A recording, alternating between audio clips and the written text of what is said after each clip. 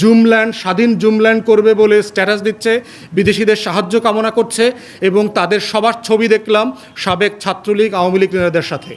অতএব ঢাকা বিশ্ববিদ্যালয়ে যারা মিছিল মিটিং করছেন, যারা পাহাড়ি জনগোষ্ঠী আছেন এবং যারা ওখানে আন্দোলন করছেন, প্রত্যেকের ক্যারেক্টারিস্টিক্স এবং সংগঠনের হিস্ট্রি আমাদের গোয়েন্দা সংস্থাকে ভালোভাবে মনিটর করতে হবে।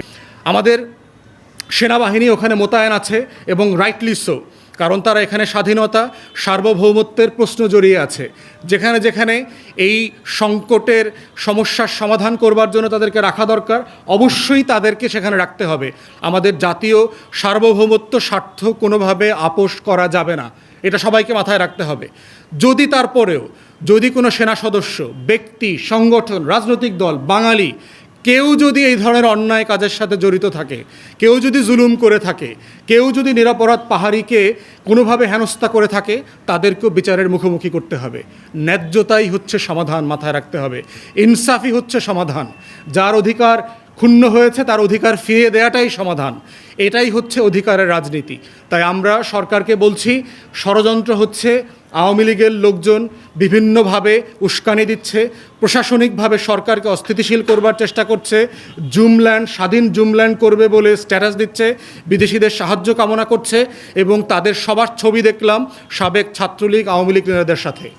অতএব ঢাকা বিশ্ববিদ্যালয়ে যারা মিছিল মিটিং করছেন, যারা পাহাড়ি জনগোষ্ঠী আছেন এবং যারা ওখানে আন্দোলন করছেন, প্রত্যেকের ক্যারেক্টারিস্টিক্স এবং সংগঠনের হিস্ট্রি আমাদের গোয়েন্দা সংস্থাকে ভালোভাবে মনিটর করতে হবে।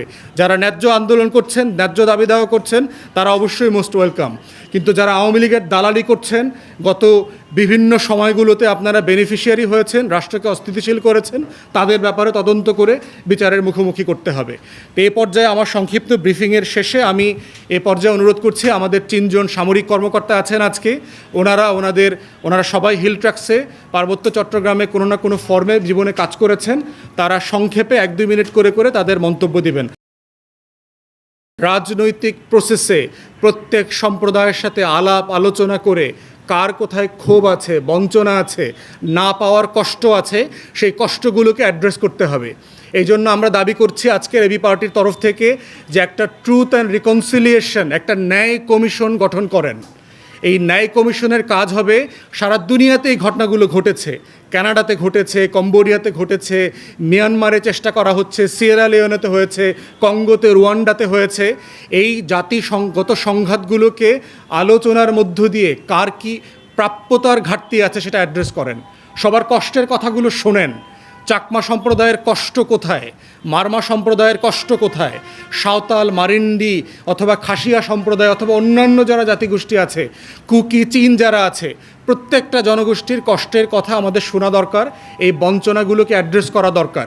সেক্ষেত্রে প্রয়োজন হলে আমরা বলেছি যে আন্তর্জাতিকভাবে এই ধরনের ন্যায় কমিশন পরিচালনা করবার অভিজ্ঞতা যাদের আছে, যেই সকল ব্যক্তিরা বিশেষজ্ঞ আছেন, তাদের পরামর্শ নেন, তাদেরকে আপনারা অ্যাপয়েন্ট করেন। তাদের থেকে আমরা শিখতে চাই, জানতে চাই, বুঝতে চাই। কারণ এই রাষ্ট্রটাকে মারামারি এবং সহিংসতার মধ্য দিয়ে আমরা এগিয়ে নিতে পারবো না। সকল নাগরিককে তার অধিকারের মধ্য দিয়েই শুধুমাত্র রাষ্ট্রকে এগিয়ে নেওয়া যাবে।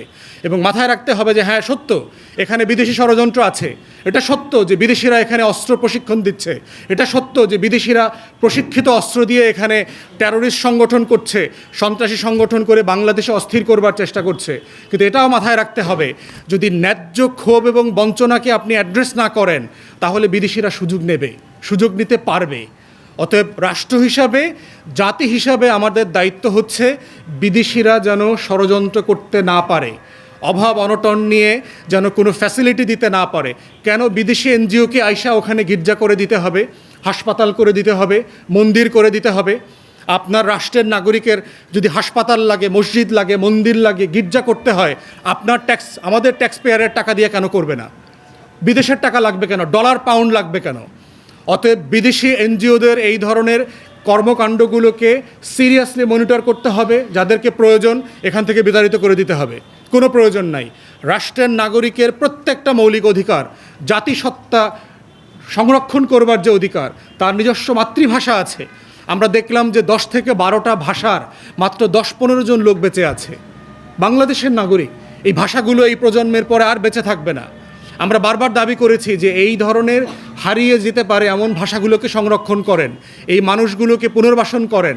আন্তর্জাতিক মাতৃভাষা ইনস্টিটিউট আছে, কোনো কাজ করে না এরা ভাষার মাসেও শেখ মুজিবের কীর্তন গায়, জেল থেকে নাকি চিরকুট দিয়ে ভাষা আন্দোলন সংগঠিত করেছে, এই ধরনের মিথ্যাচারের গল্প বলে 21শে ফেব্রুয়ারিকে কেন্দ্র করে। অতএব যারা যেখানে আছেন তারা এই কাজগুলো করবেন।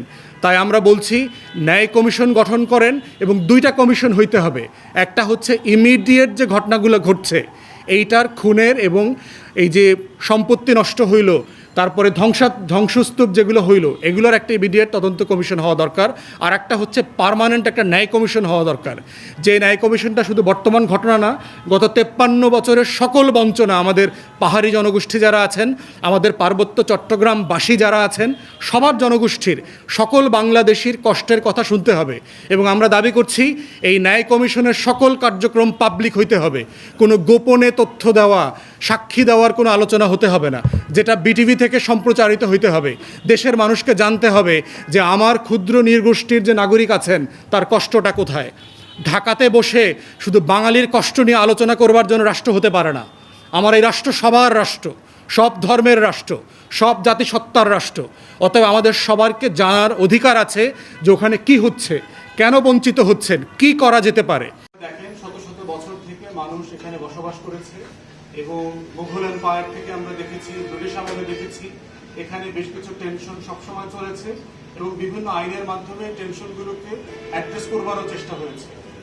60-এর দশকে আপনারা জানেন যে আমাদের যে কাপ্তাই লেক আছে এখানে 50-54 মেগাওয়াটের একটা পানি বিদ্যুৎ প্রকল্প করবার আয়োজন করা হয়, এবং চাকমা জনগোষ্ঠী থেকে শুরু করে অনেক নৃতাত্ত্বিক সংখ্যালঘু জনগোষ্ঠী অঞ্চলে বাস করত। তাদেরকে তখন এখান থেকে যেহেতু উচ্ছেদ করে এই কাপ্তাই লেক করতে হয়েছে, এই জনগোষ্ঠীর ক্ষতিপূরণ এবং পুনর্বাসন নিয়ে একটা বড় বিতর্ক তৈরি হয়, এবং একটা বঞ্চনার ইতিহাসও তৈরি হয়। এবং আপনারা জানেন যে এই চাকমা জনগোষ্ঠীর একটা বড় জনগোষ্ঠী পরবর্তীতে ভারত অংশে চলে যায়। যে অংশের স্টেটমেন্ট আপনারা দেখেছেন যে চাকমাদের একটা গ্রুপ যারা ইন্ডিয়াতে থাকেন, তারা ভারতের প্রধানমন্ত্রীর কাছে চিঠি লিখেছেন গত কয়েকদিন আগে। চিঠি লিখে তারা তাদের নিরাপত্তার দাবি তুলেছেন, এবং বাংলাদেশে যে তারা দাবি করেছে যে আমাদের চট্টগ্রাম অঞ্চলে, পার্বত্য চট্টগ্রাম অঞ্চলে নাকি অসংখ্য চাকমা সম্প্রদায় এবং অন্যান্য সম্প্রদায়ের মানুষকে হত্যা করা হয়েছে, এগুলোর বিচার চেয়েছে। তো সেই জায়গা থেকে আমরা দেখলাম যে জনসংহতি সমিতির যে আন্দোলন ছিল আপনার 72-এর দশকে, কাপ্তাই লেকের পরে বড় সংকটটা তৈরি হয় আওয়ামী লীগের প্রথম আমলে, শেখ মুজিবুর রহমান যখন শাসন করছিলেন। বাংলাদেশের সংবিধান যখন তৈরি হয় তখন আপনারা জানেন যে আওয়ামী লীগ একটা মূলনীতি যোগ করে, সেটা হচ্ছে বাঙালি জাতীয়তাবাদ। এইটার প্রেক্ষিতে তখনকার যারা নৃতাত্ত্বিক জনগোষ্ঠী আছেন তারা দাবি করলো যে আমরা সবাই বাংলাদেশি, এটা হতে আমাদের কোনো আপত্তি নাই, কিন্তু আমরা তো বাঙালি না, আমাদের নিজস্ব জাতিসত্তা আছে, আমরা কেউ চাকমা, আমরা কেউ মারমা, আমরা বাংলাদেশি কিন্তু আমরা অনেকে সাঁওতাল, আমরা বাংলাদেশি কিন্তু আমরা মারিন্ডি। তো এই ধরনের অসংখ্য জাতিগোষ্ঠীর পরিচয়কে তখন আমাদের সংবিধান ধারণ করতে পারে নাই।